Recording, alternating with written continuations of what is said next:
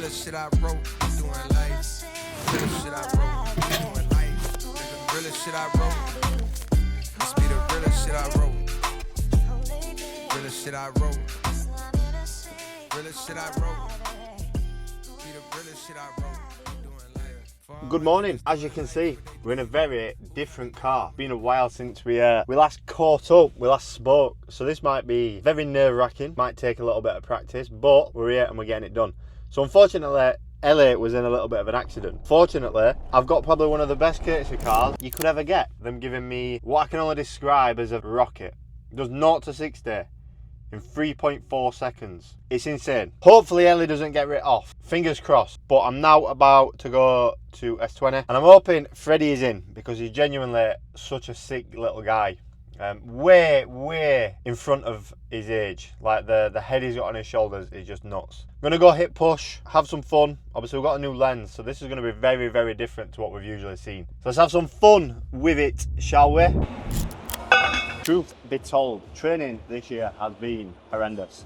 Massively let my own standards and my physique drop a little bit. I think it boils down to, obviously I've had a lot of personal stress, which I might dive into, I might not. Trying to not address actual problems, juggle too many plates, and just sort of be average at quite a lot of things, rather than something I've always banged on about is doing less but doing better. I think that's sort of where I'm at now and just stripping everything back to just focusing on a few things. So my physique, coaching, videography, and that's it. Not juggling, bike, fucking cycling, and all this other stuff. Actually look at the things that are causing you stress in life, things that sometimes need difficult conversations and a little bit of honesty and addressing them. And that's actually going to allow you to get forward in life and get to where you actually want to be and find who you are. And that's sort of something that this year's genuinely taught me. A lot of the times when you lose or are at risk of losing everything, a lot of the times is when you find everything. You realise what matters in life, what doesn't. A lot of the stuff that we sort of take for granted and get caught up in chasing those smoke and mirrors, a lot of the times none of it fucking matters. That's where we're at. I think I'm going to get another coach again, just to give me a little bit of a kick up the arse. Probably do a little bit of a photo shoot and just give me something to get my teeth back into and give me that little bit of a drive again.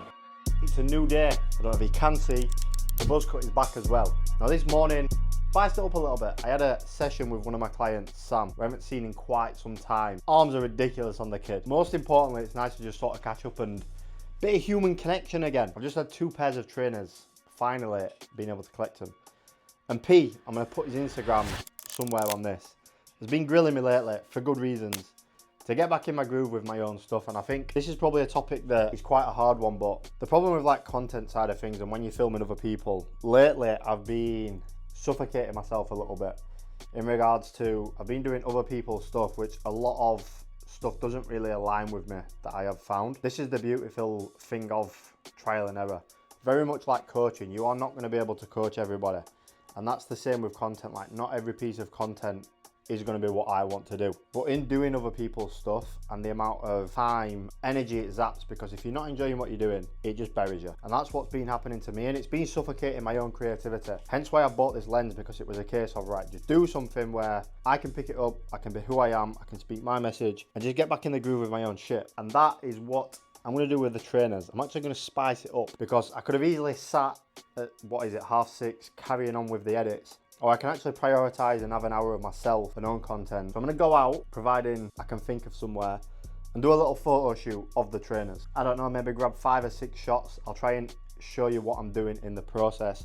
Obviously taking pictures on your own is hard. I just want to get back to challenging myself and doing some fun shit. Either today or tomorrow, we're going to go out in the car. I feel like it needs showcasing and have some fun. So I'll show you the trainers now, because I haven't bought a pair of Nikes for one. Let's have a look. I've got no time for hesitating. Don't leave me waiting. Got no time for hesitating.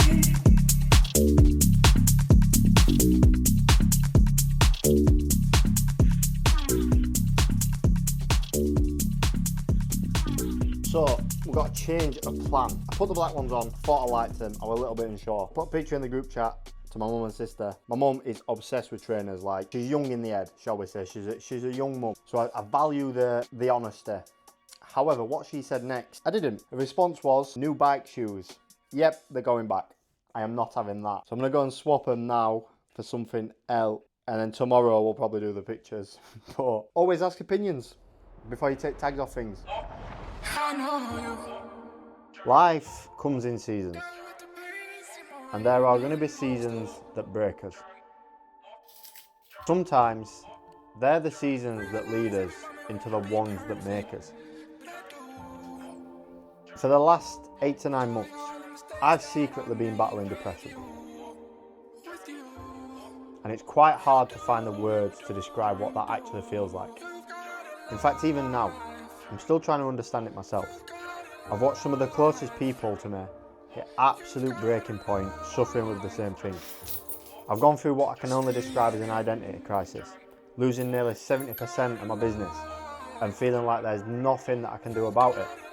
Starting therapy and going through that journey. But the moment that hit me the hardest came at my nan's funeral. I was sat there and this thought hit me. That could be me tomorrow. Another question followed. Am I actually living or am I just existing? And if I'm being truthful with myself, for the last 8 months, it's been the latter. Before I carry on, the last thing that I want from sharing this is sympathy. But there is one thing that I do want. And it's the exact reason as to why I'm doing this video.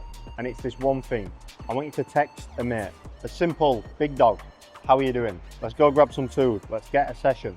Because something that hits us the most is a lot of the times the loudest people in the room are the people carrying the biggest burdens. The people with the most amount of shit going on that they are simply just hiding with that smile. So drop one of your lads a message because you might just change the week, month. You might even just save somebody's life. As deep as it is, message them. Do not worry, this is not going to be some negative spiel. I am thankfully out of the mud. However, I'm now in the forest and I am by no means got anything figured out in the slightest.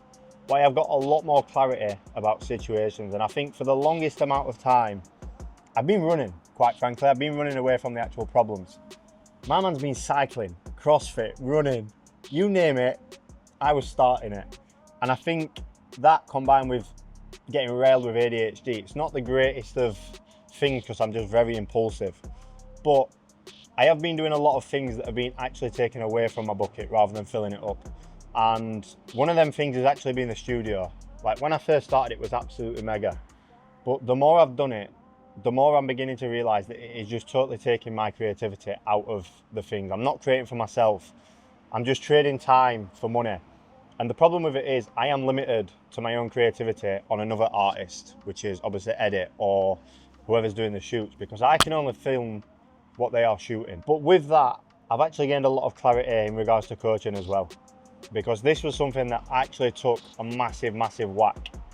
And I think the problem with it is when you are a coach, you are taking on people's problems. You are helping them get through some of the toughest, like some of the things that people have been through on my team this year. This is the very reason I've got perspective on my wrist. One of my worst days, somebody would absolutely kill for, but that doesn't negate the fact that I am having to show up, I am having to motivate, I am having to push other people. And I think with the identity crisis, I was trying to juggle between the creative Jack and the coach Jack, rather than realizing that is an absolutely fucking insane strength. I was seeing it as a weakness and I was feeling like I had to bit and back between the both. Whereas now I'm like, I can get people in shape. I've got evidence of it. I can take, I like to think, respectful photos and also get creative with a camera. So I can travel, I can go and meet clients. I can even, maybe, we might do a photo shoot abroad next year. We book a villa with the boys. I can take them motherfucking pictures in my own way. And for the longest amount of time, I feel like I've been fighting against myself rather than just taking that step back and just letting myself breathe and letting myself create and letting myself get back to helping people. So this YouTube is that turning point. This is the reason I'm creating it. There's not going to be any pressure. I haven't got it figured out, like I said. We're just going to be taking it day by day. I'm probably going to try and commit to a weekly vlog. It allows me to be creative. It allows me to take you inside and outside of what it is that I'm doing and show you a different world. Now it's going to be raw, it's going to be honest, I'm going to be getting myself back in shape. I think I'm going to do a little bit of a 6-week smash and grab, shall we say. And I'm also off to Ibiza in 13 days for the first time ever. And this is my point. I actually, shout out Alex Challoner if you don't know him, recently opened a podcast studio and I stepped in for him to cover something. Had no idea who I was filming. Turned out it was 4 multimillionaires, Amazon bestsellers. Nuts. Little old Jack from Rotherham sat there with his headphones on, just taking in absolute nugget. And some of the things that they were saying just got me absolutely fired up. And one of them was like, a prison cell can come with a 6-figure income. And I think a lot of people don't realise that because we're all in this hustle culture. Everybody is chasing money and chasing whatever it might be. When at the end of the day, is it actually fulfilling you? Is it giving you energy? Is it giving you drive? And that's something that from now on, anything I do, if it doesn't fill my bucket, if I don't enjoy it, if I don't want to do it, it doesn't get done. We live life, so peace out. Come join me on this journey. If you are struggling, speak to people because a problem shared is a problem halved. And I know it might be very, very fucking hard. And some days you will wake up and just feel like the entire world is against you and you just want to go back to bed. I was getting in bed at like 7 o'clock at night. I'm 28, we're fucked. But when you're in that moment, you don't actually realise what is going off and it's hard to express. And the people around you will take a very, very large amount of suffering because you can't be who you are. You can't express who you are. So just speak. Just speak. Anyway, that is a wrap. We're going to leave the episode there. So the next one, we've expressed. Now we just have fun. Peace out. Thanks for tuning in.